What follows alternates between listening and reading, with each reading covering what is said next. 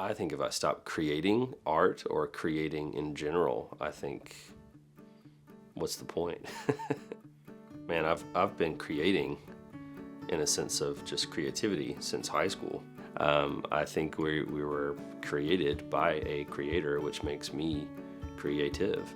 And so I think I'm doing, I guess, God's work in some ways to create, or at least to try to do my best to articulate what's going on in my heart and my head, and trying to put that into the pieces that I have, because they speak to me, but they also may speak to other people in a totally different way. So what first got me into working with canvas, wood, I did some woodworking during COVID. As you can see around the room, I've done some things. Saw a buddy in Birmingham making cutting boards, and I was like, I could probably do that. So ended up buying some tools, buying some wood, and started making cutting boards for friends, and did a couple shows, did some jewelry as well, I was just making stuff up. I don't know what I was doing, but it was fun. And most recently during COVID, wood prices just skyrocketed, and so I did not have as big of a chance to make cutting boards as much anymore, and went back to grad school and just didn't have enough time. So I have all these pieces of wood left over, and got really inspired by an artist named Jason DeMio, and saw his work down in Franklin, and haven't gotten to meet him yet. I'm excited to, but he paints on his, I think it's his garage floor, but it's concrete, and then he paints on a canvas, flips the canvas, puts it on top of the concrete, and lets it dry, and then rips it up, and what's exposed on the canvas is this abstract piece. And so I had all these pieces of wood, and I was like, dang, well, what if I did that with wood? What would it look like to have a canvas paint wood vibe? And so I just tried it a few times, and turned out pretty cool. So that's how I kind of got started. So the process of me doing some of these pieces, it begins with the wood. How thick it is depends on how heavy it is as well. And so I try to plane some pieces down to where it's thin, a little thinner and manageable. And then depending on the surface itself, whether it's planed or whether it's rough, depends on what the paint's gonna do. So on the smoother surfaces, the plain surfaces, I'll sometimes put down tape. That way you see the wood after the paint is dried, and you rip off the tape, then there's like a clean line where it's wood and not paint. So I kind of have to plan accordingly to that. Also get, I believe they're around 1/8. I rip some pieces off to make them in a kind of like a frame. It's not really a frame, it's just kind of a makeshift frame, but it centers everything, it kind of contains it, and it kind of chops off the edge as well, so you don't see the paint kind of spilling over sometimes. So I'll rip that, I'll get pieces of wood, sand them, kind of assess like what I have. Then I'll apply the paint, or the tape, then the paint, the canvas, put the canvas on, let it dry for like a day. And I usually write down like what the weather was like, how, what paints I used, how thick it was, or how much paint I used. And then I'll come back in a day or two and rip off the canvas. Here we go.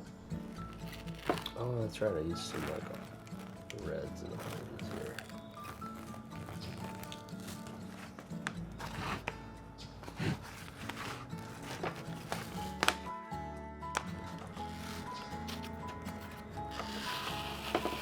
Oh gosh.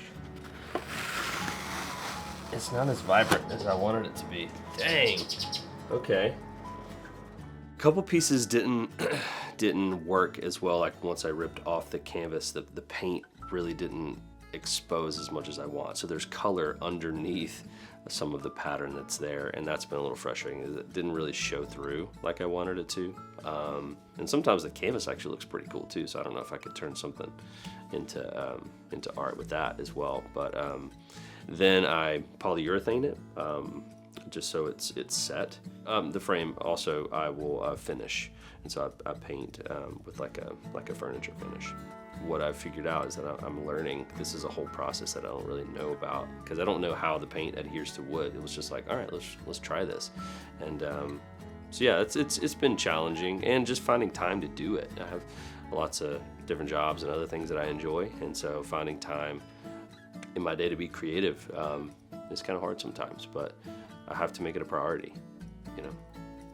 The fun of it is I may have a plan, but I never know how it's going to turn out because it's abstract. And so when I rip it up, I have no idea what it's gonna look like. And so in some way it is well thought out, and in other ways it's just what I get's what I get, and I kind of love that about it. So I've learned that I'm capable of anything that I want to do. Along the way, I've had people encourage me to be more myself.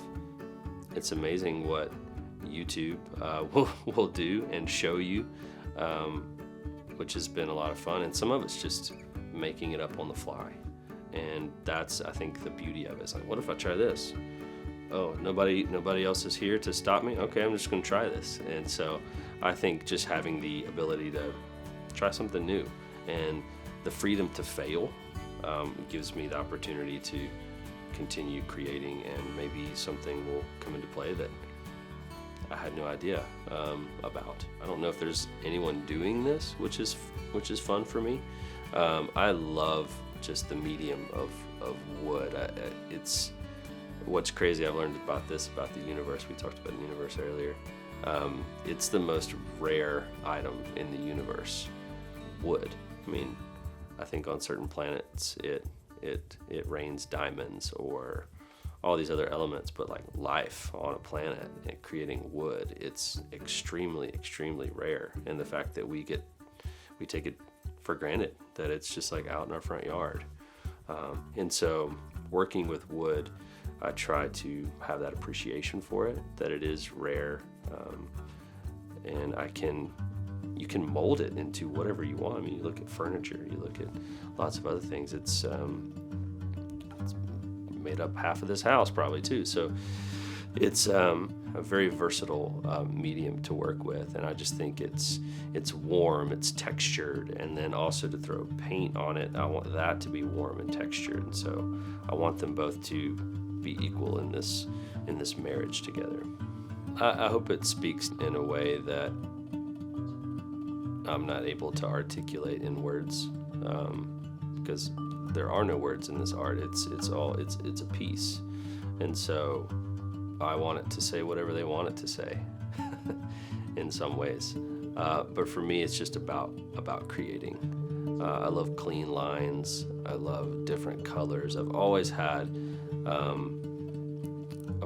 a bent towards abstract art, and that's been really fun.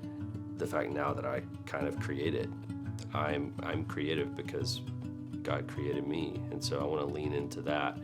One of my favorite quotes is, the creative adult is the child that survived. And so I think we have to get back to this place of just creating for the sake of creating. So if this ends up being just for me, I'm totally cool with that. And I want to make things beautiful, because I believe that the world is beautiful, and I have to do my my due diligence to allow that and to experiment with that.